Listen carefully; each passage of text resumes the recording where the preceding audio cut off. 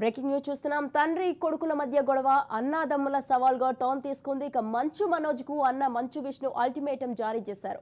Jalpally farm house Manoj వెంటనే వెళ్లిపోవాలన్నారు విష్ణు. ఇక ఒకవేళ ఖాళీ చేయకపోతే స్వయంగా తానే రంగంలోకి దిగుతారని వార్నింగ్ ఇచ్చాడు విష్ణు. సిపి ముందు విచారణకు హాజరైన అనంతరం మనోజ్ జల్పల్లి ఫామ్ హౌస్ కు వెళ్లిపోయాడు.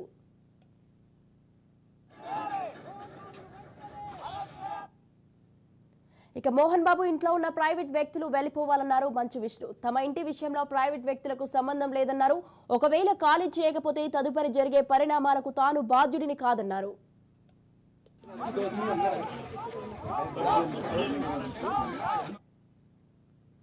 రైట్, ఈ విషయంపై మరింత సమాచారాన్ని మా ప్రతినిధి రత్నకుమార్ లైవ్ లో ఉన్నారు.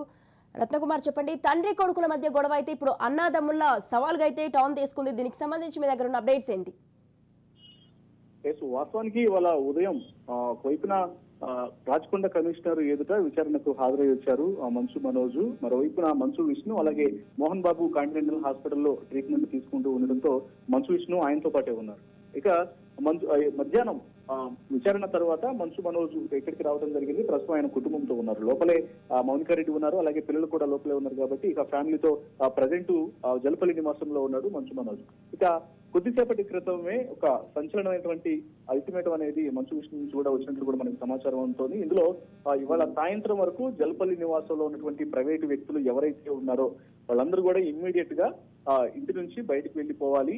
ఒకవేళ వాళ్ళు బయటికి వెళ్ళకపోతే మాత్రం స్వయంగా తానే రంగంలోకి దిగాల్సి వస్తుంది.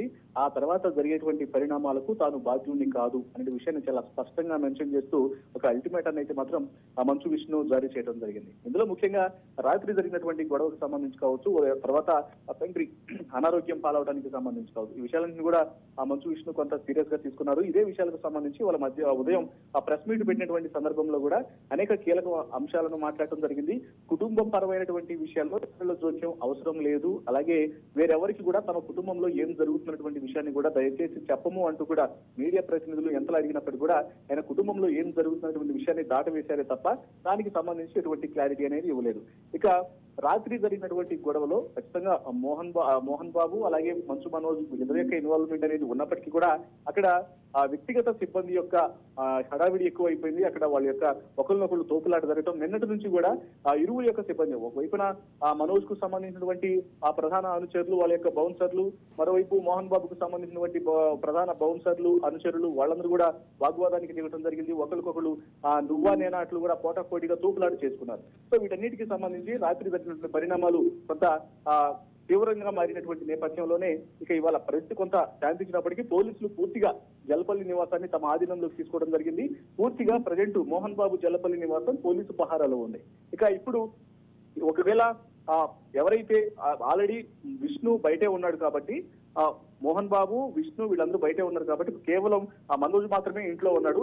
ఇక మనోజ్ కు సంబంధించినటువంటి ఎవరైనా వ్యక్తులు ఉంటే, అంటే ఇది డైరెక్ట్ గా మెన్షన్ చేయకపోయినప్పటికీ కూడా విష్ణుకు సంబంధించిన అనుచరులు అందరూ కూడా బయటే ఉండటంతో మనోజ్ కు సంబంధించినటువంటి అనుచరులు ఎవరు కూడా ఇంట్లో ఉండడానికి వీల్లేదు అనేటువంటి విషయాన్ని ఇండైరెక్ట్ గా తెలియజేస్తూ అక్కడ ప్రైవేట్ వ్యక్తులు అనేటువంటి పదాలను ఉపయోగిస్తూ కూడా మనోజ్ కు సంబంధించినటువంటి ప్రైవేట్ సెక్యూరిటీ కావచ్చు, బౌన్సర్లు కావచ్చు, ఇతర ప్రధాన అనుచరులు ఫాలోవర్లు ఎవరు కూడా జలపల్లి నివాసం దగ్గర ఉండడానికి వీల్లేదు అనేటువంటి అల్టిమేటాన్ని జారీ చేసినట్లు కూడా చాలా స్పష్టంగా తెలుస్తోంది. ఇక దీనికి సంబంధించి మరొక బ్రేకింగ్ అప్డేట్ కూడా మనకు తెలుస్తోంది.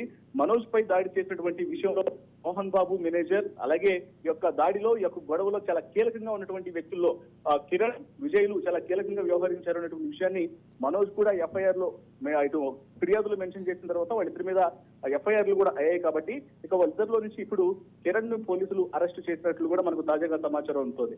పహాడి షరీఫ్ పోలీసుల అదుపులో ప్రజెంట్ కిరణ్ ఉన్నటువంటి సమాచారం ఉంటుంది.